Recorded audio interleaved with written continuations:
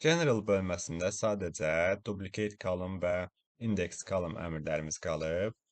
İndi isə duplicate column-la başlayaq. Bu nədir? Bəzən sütun üzərində dəyişiklik etmək istəyirik, amma əsas məlumatı saxlamaq istəyirik. Bu zaman duplicate column istifadə edəcəyik. Məsələn, manager sütununa baxaq. Burada hər hansı bir dəyişiklik etmək istəyirəm. Amma istəyirəm ki, sütun üzərində etməyim və bu təsirlənməsin. Ona görə də sağ klik edib bu hissədən və ya General bölməsindən duplicate column edirəm həmin sütunu və sütunun duplikatı yaranmış oldu. Bu hissədə artıq istədiyim dəyişikliyi edə bilərəm. Məsələn, təhcə adları çıxartmaq istəyirəm. Ekstraktdan daxil oluram.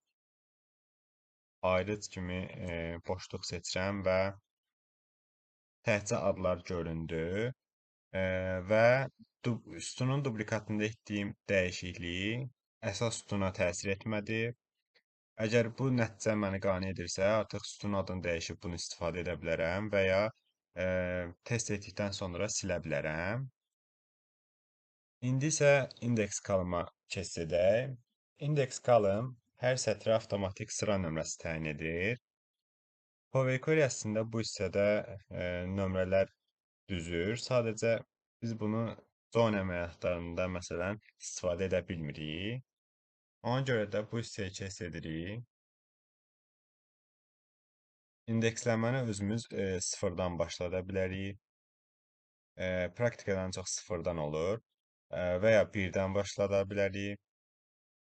Ya da custom-a daxil olub özümüz indeks yarada bilərik. Məsələn, 100-dən başlasın və 10-10 artsın. Bu şəkildə indeks yaratdıq və bunu əvvələ gətirə bilərik. Məlumatlara unikal sıra nömrəsi vermək üçün və ya join əməliyyatları aparmaq üçün indeksləmə apara bilərik və sətirlərin ilkin sırasını saxlayır.